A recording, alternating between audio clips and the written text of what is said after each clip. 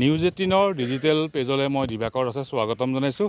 আৰু এই মুহূৰ্তত আমি এক খবৰ দিব বিচাৰিছোঁ যে কলিয়াবৰৰ এজন শিক্ষক তেওঁ শিক্ষকতাৰ লগতে কৃষি কৰ্মৰে সকলোৱে দৃষ্টি আকৰ্ষণ কৰিছে। আৰু এইবাৰ দেখা গৈছে তেওঁ নিজৰ 2.5 বিঘা মাটিত উন্নত মানদণ্ডৰ মেহগনি গছ আৰু চেগুনৰ পুলি লগাইছিল। আৰু বিগত বৰ্ষৰ যি বিশ্ব পৰিৱেশ দিৱস সেই সময়ছোৱাত এই পুলিসমূহ লগাইছিল। আৰু আজি প্ৰায় এবছৰ হ'ল, এতিয়া ঠন ধৰি উঠিছে গছপুলিসমূহ। আৰু কি কাৰণে তেওঁ এই গছপুলি বাছি লয় ৰোপণৰ বাবে, বা এই গছপুলিৰ পৰা কেনেধৰণৰ তেওঁৰ লাভ হ'ব বা উপাৰ্জন হ'ব, আমি পোনে পোনে শিক্ষকগৰাকীৰ পৰা জানিম। আমাৰ লগত আছে শিক্ষক ৰঞ্জিত ভট্টাচাৰ্য। কিয় এই গছ আপুনি বাছি ল'লে, ক'ৰ পৰা কেনেকৈ পালে কওকচোন। আচল কথা, আমাৰ কাজিৰঙা যি ৰাষ্ট্ৰীয় উদ্যান আছে, সেই ৰাষ্ট্ৰীয় উদ্যানৰ সমীপত এই অঞ্চলটো, আৰু এইটো 6ষ্ঠ সংযোজনত পৰে। গতিকে আমি এই অঞ্চলৰ লোকসকলে জীৱ জন্তুৰ লগত সহাৱস্থান কৰি থাকিব লাগে। আপোনালোকে জানে যে বনৰীয়া হাতী বনাঞ্চলৰ পৰা জনাঞ্চললৈ আহিবলগীয়া হৈছে। পাহাৰৰ সীমানালৈকে চাহ বাগিচাৰ এক্সটেণ্ড হোৱাৰ বাবে, খাদ্য নোহোৱাৰ বাবে আহি আমাৰ ঘৰ ভঁৰাল ভাঙিছে, ঘৰ ভাঙিছে, আমাৰ ঘৰ ভাঙিছে। ইয়াত য'ত মেহগনি বাগিচা আছে, এইখিনি আচলতে বাঁহ গছৰ ঠাই আছিল, বাঁহ কাঠেৰে ভৰি আছিল। যোৱা বছৰ 3টা হাতী ইয়াত 3 দিন আছে, তাৰ 2 বছৰ আগতে তেনেকৈ আছে। 17 চনত বানপানী হওঁতে বনৰীয়া গাহৰি আহিল, পহু আহিল। যোৱাকালিও ইয়াত পহু চৰি আছে। গতিকে মই এটা সপোন দেখিলোঁ যে এই জংঘলখিনি কাটি পেলাই যদি ইয়াত গছপুলি ৰোৱা যায়। সেই সপোনটো মই ভাবি আছিলোঁ। আৰু মোৰ মোমাইদেউ নৰেন শৰ্মা, মোৰ ককাদেউ সুৰেশ শৰ্মা এজন আদৰ্শ শিক্ষক তথা খেতিয়ক আছিল, মোৰ দেউতাও আছিল। নৰেন শৰ্মাই পঠিয়াই দিলে মোৰ কৃষিৰ প্ৰতি অনুৰাগ থকাৰ কাৰণে। তেওঁ পঠিয়াই দিলে। তাৰপিছত এইটো শিৱ শক্তি এগ্ৰিটেক লিমিটেডৰ বৃক্ষৰোপণৰ যি তেওঁলোকৰ ব্যৱস্থা, ছিষ্টেম, সেইটো মোৰ ভাল লাগিল। মই পতিয়ন গ'লোঁ। আৰু সেই বৃক্ষৰোপণ কৰিবলৈ যাওঁতে মোৰ 2গৰাকী খুৰাইদেউ, কুশদেৱ ভট্টাচাৰ্য আৰু উপেন ভট্টাচাৰ্য, তেওঁলোকেও মোক উৎসাহিত কৰিলে।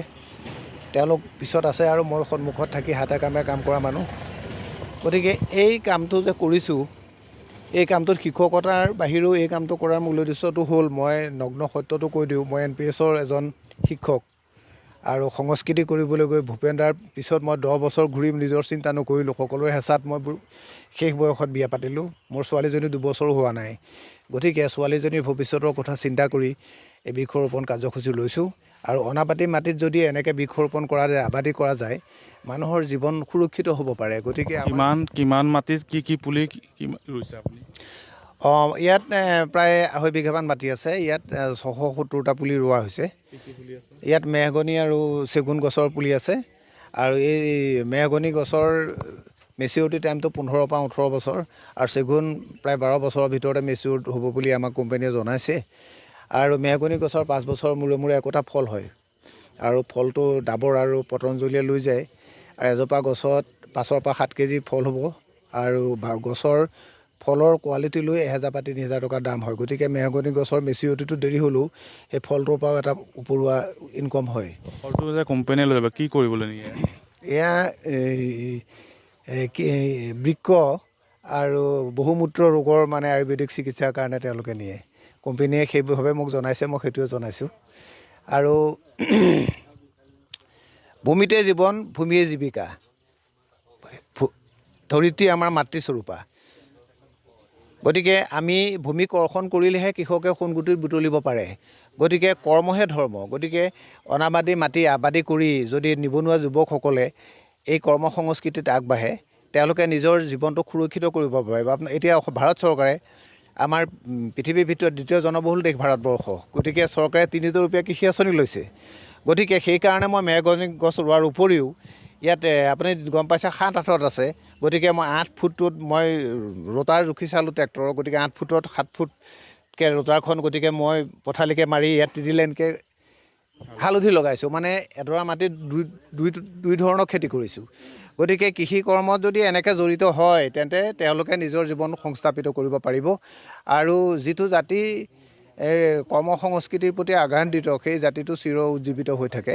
আৰু কৰ্ম সংস্কৃতি জাতিৰ আয়ুস বৰ দীঘলীয়া হয় বুলি আশা কৰা নাযায়।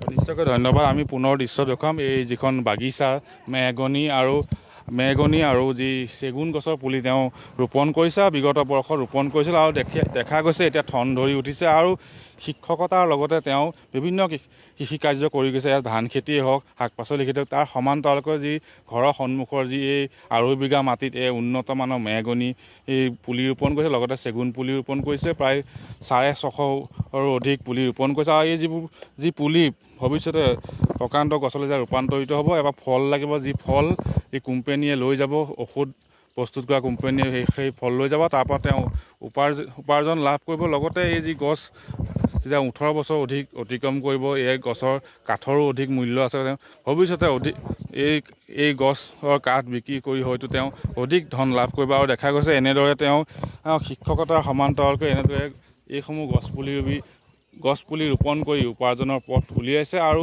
উঠি অহা প্ৰজন্মক তেওঁ আহ্বান জনাইছে, পৰি থকা অনাবাদী মাটিসমূহ এনেই পেলাই নথৈ এনেধৰণৰ মূল্যৱান গছ ৰোপণ কৰিও উঠি অহা প্ৰজন্ম কিন্তু স্বাৱলম্বী হ'ব পাৰিব বুলি তেওঁ সকলোকে এনেধৰণৰ খেতি কৰিবলৈ আহ্বান জনাইছে।